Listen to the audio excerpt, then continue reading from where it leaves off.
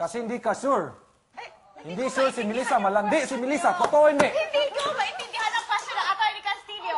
Hindi ka marunong mag-Tagalog, Atty. Castillo. O sige. O sige. Your Honor. Sige. Co-Counsel Okawa. Hindi, ang tanong po namin is bakit pina-DNA at may chromosome XY pang nalalaman dyan na pinatest nila yung bata kung sigurado na po si Melay. Ibig sabihin ba yan, hindi sigurado si Melay na siya ang nanay ni Baby Dengue? Pwede po bang sumagot, Your Honor? Hindi po. The witness should first answer.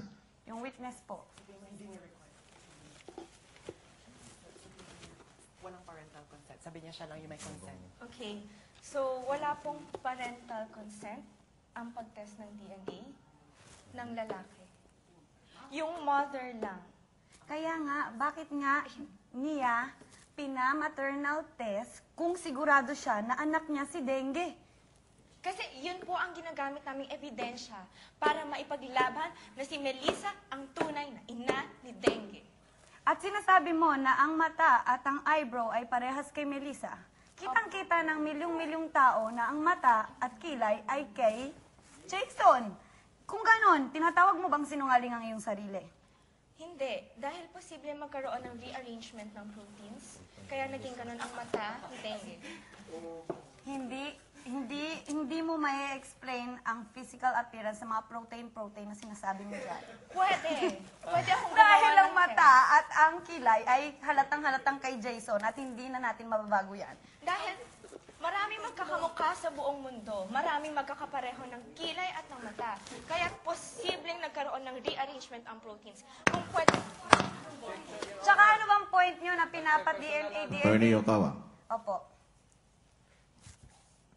may tanong ka ba na hindi pa nasasagot? Meron po. Bakit po nila sinasabi? Hindi naman po namin kino-question ang pagiging ina ni Melissa. Kaya ano pong punto nila sa pag-DNA nila?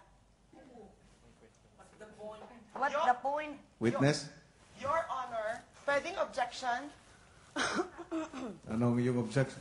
I believe na ang ina dapat, ang nararapat sumagot niyan, hindi ang witness. At mamaya po magkakaroon ng chance na matanong natin ang ina kung bakit siya nagpa-test na siya ang tunay na ina ni Dengue. Okay. Okay. Dahil sa iyong mungkahi, May question ako para kay Tama Sarah. ang mukhahin niya. Thank you. Attorney. One more question. mamaya, One more question po, Your Honor. ang witness na si Melissa Cantiveros ang sasagot para sa tanong ni Attorney Okawa. Sige po, Your Honor. Proceed, Attorney Castillo. Ano pa yun? Kalimutan ko. Tapos na ba ang inyong cross-examination? Hindi si Melissa.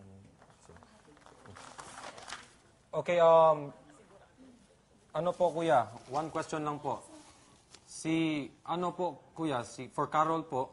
Carol, nung nandun si Jason sa House B, nakita mo ba si Jason nag-kiss kay Melissa sa lips? Yes, attorney. Ay, yes na.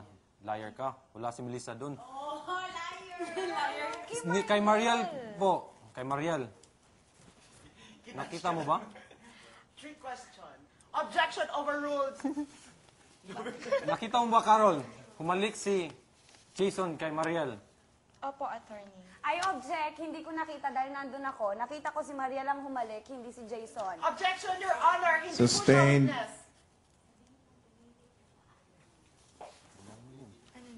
Ang So, witness yung naman po ang pwedeng sumagot. when Jason The kissed, lawyer cannot be a witness. Attorney Paras, Apo, Your Honor. antayin mo kung i-recognize ka ng chair. Yes, Your Honor. okay.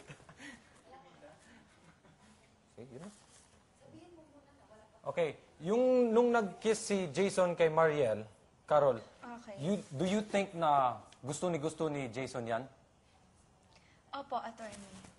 Well, that part po, mali ka dyan. Cause Mariel forced Jason to kiss her. Yun lang po. Attorney Castillo, Yes. tapos na ba ang cross-examination mo? Yes. Wala pa sila At tapos po, just for FYI lang po, Meron bang ganyang tama din. Okay. Dengue wasn't born pa po, kuya. I mean, big brother. Wala pa silang anak at that time. That means po, they swore kanina to tell the truth and the whole truth, but nothing but the truth. Yun lang po. You may take a seat.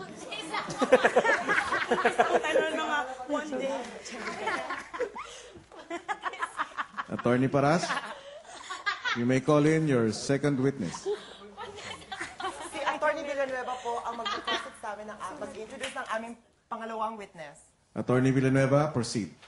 Your Honor, ang susunod po naming witness ay si Miss Catherine Catcher Price, Rempreras.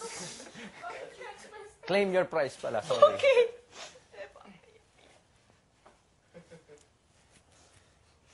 Miss Rempreras. Yes.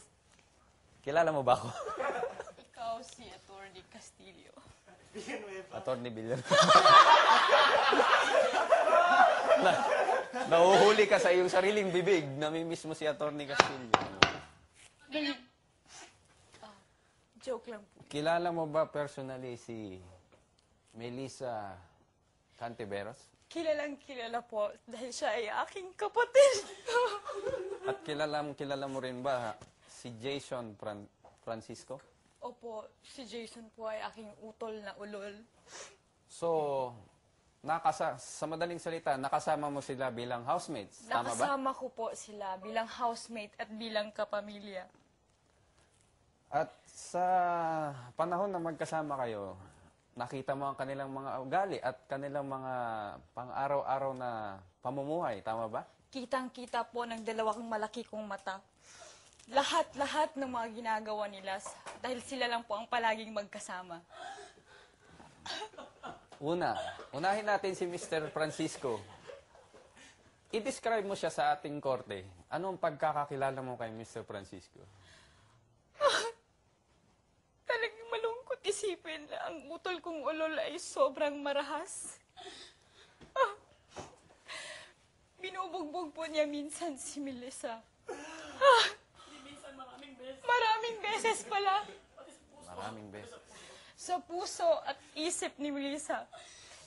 At tinatapunan po niya ng patis si Melissa.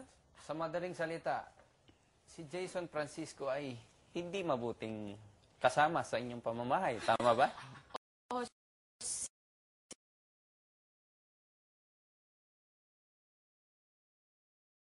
Po ay napakamarahas na lalaki. Palagi po, hindi po siya magandang halimbawa sa ibang magulang or sa ibang ama sa labas ng bahay ni Kuya. Maaari humong maisalaysay sa korteng ito kung paano ang pagkakakilala mo kay Miss Melissa Cantiveros. Oh, bago yan, hindi mabuting ama si Jason kasi tinatapos sa swimming pool. Aha. Hindi magandang halimbawa ang palaging pagpapakita ng puwet. Hindi yan magandang halimbawa sa anak. Tama. Hindi magandang halimbawa ang palaging paghahawak ng tintin ni Jason. Hindi yun maganda para sa mga bata. Sa madaling salita, siya ay laging kumakambyo. Tama ba? Laging Sige, tuloy natin. Paano ang pagkakakilala mo kay Miss Cantiveros? Ano ang kanyang pagkatao? Si Melissa Cantiveros ay isang napakaganda at mas... What is your objection? They are lying po, kuya. Kasi paano magtapon-tapon ng bata pag nagkambyo yung tao? Isang kamay lang naman ang ginagamit sa pagkakambyo. Sabi mo, dalawa, kanina. Overruled. Magkakaroon ka ng tsansa na magtanong o mag-cross-examine. Attorney Castillo, I miss you. 3, 4, 5, 6, 7, 8. Witness, please, focus. Narinig natin lahat ang mga iyak ng sanggol kaninang madaling araw. Tama ba? Sobra, mga 30 minutos At na ito pag-iyak. ay may kasamang ubo at matinding paghihikbi. Tama po ba? Tamang-tama, isa itong ebidensya na hindi na aalagaan ng mabuti si Dengue sa kabilang bahay at nagkakasakit. Anong klaseng ama meron si Dengue? Your Honor, Ito po ang pinagpapatunay na mas naalagaan po si Dengue dito sa aming sa bahay. pamamahay Dahil ni minsan, hindi nagkasakit si Dengue dito sa bahay at natin. sa piling ng kanyang ina. No further questions, Your Honor.